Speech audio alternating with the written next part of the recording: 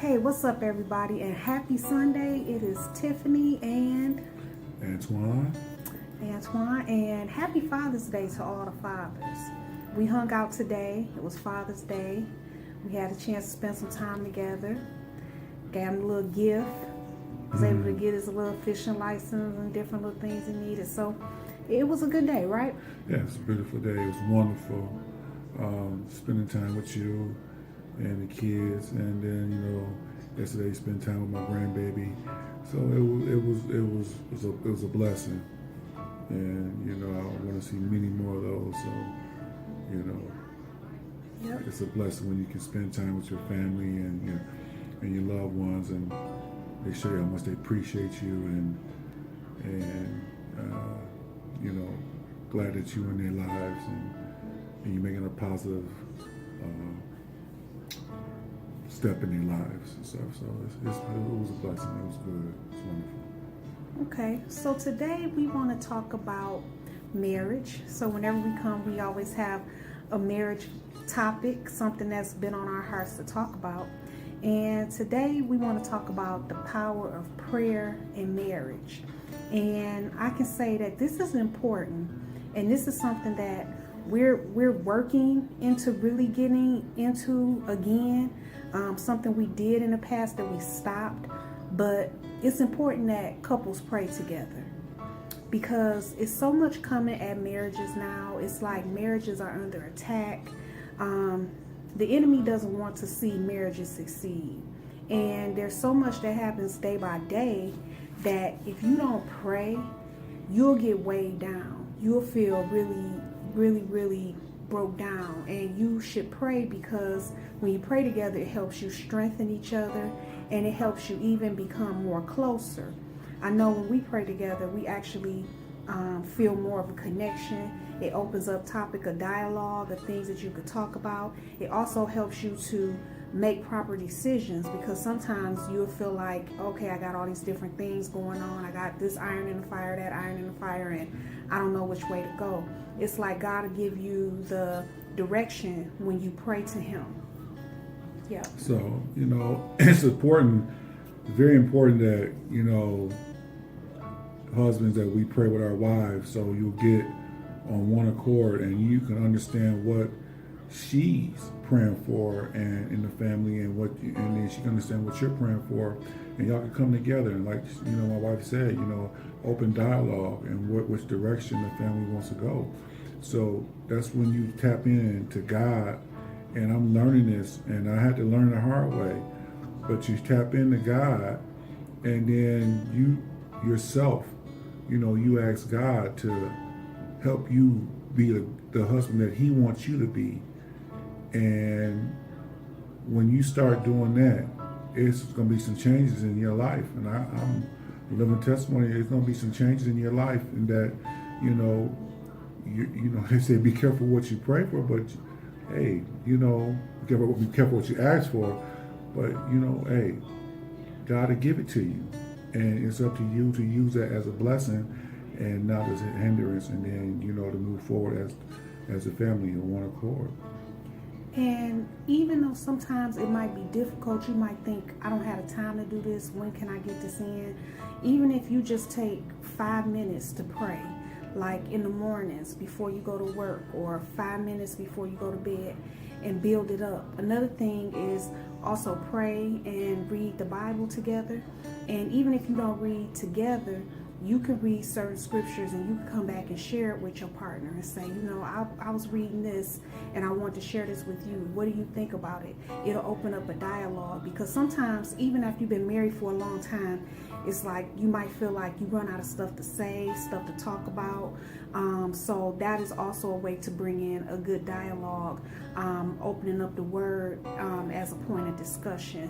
One thing that I do in the mornings that I started reading devotionals from the Bible app, and I'll read those every day. They got different topics that are relevant to your life that can help you.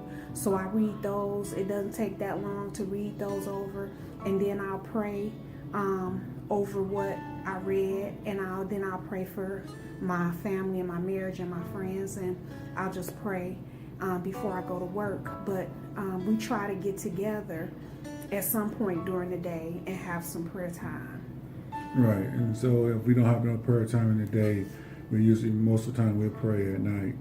And we're starting to see that because, the enemy attack both ways. He come in all, shapes and sizes, and he comes in many directions. And it's up to you to start recognizing that. And then when you recognize that, you have to know that this is an attack from the enemy and trying to separate my family. So it's very important that you do this and start praying, and then let God use you. If you pray for peace and love in your house, let God use you for peace and love in your house, and don't be a hindrance. And like you said, I want peace and love, and then all of a sudden you're, you the main one keeping up confusion. Right. It's like you got to be the vessel. You got to be the example. So if you want that in your house, you got to be that example. So it's just things we learning, right, babe? That's right. And it's been 19 years, and I'm praying that it be 50 more, years of marriage. Like we be one of those couples that be married for a long time, and that's what I'm praying for, that we be married for a long time. Not only married for a long time, but happily married. Spiritually grow in God and, the family, and getting our family on one accord, because, are we perfect? No. Do we do things perfect? No, we don't. And we make mistakes all the time. So, I know I do. So, Yeah, me too. and so I, try to, be perfect, and say, God, forgive me. What can I do? What can I do to make it better? Right, make it better, and not try not to be a hindrance, but a vessel, and let God use you in the proper direction. So for men, it seems to be like sometimes we're stubborn, and well, not sometimes, all the time we're stubborn, and we don't want to move. Like if your wife say, "Hey, let's try this way," we don't. We just stuck on doing it this way.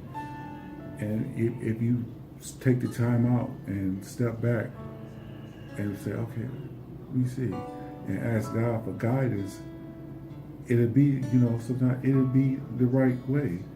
And like, yeah, you know what, it is right. That's, Yeah, and that goes both ways. It Yeah. just makes everything easier, and that's something that we learn. So we're gonna end up wrapping this up now, but we always say that we're gonna do more videos, and then stuff happens. Of course, we get distracted or things happen and we don't get to do them, but we want to be more consistent about doing these videos. So I'm not gonna promise you when the next one is gonna be, but it's gonna be real soon. I can promise we're gonna do one every Sunday, because Okay. because that's where God is leading us to do these videos and stuff. Because as we go, we're going through our trials and tribulations, and we're learning and praying, so then we can help the next couple. So, this is more of a help couples and or people that are going to be married, or people that are married.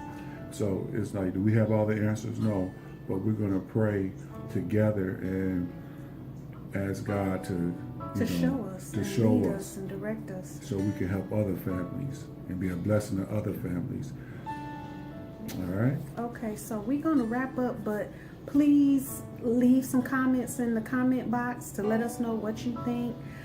If you have some ideas on prayer and how to be more unified in prayer, or something that you and your spouse is doing, or if this is something that inspired you and you think that it's something that you and your spouse want to start doing, just leave it in the comments. And I guess we'll be back next week. He said we're gonna do it every Sunday, so we'll see you guys again next Sunday.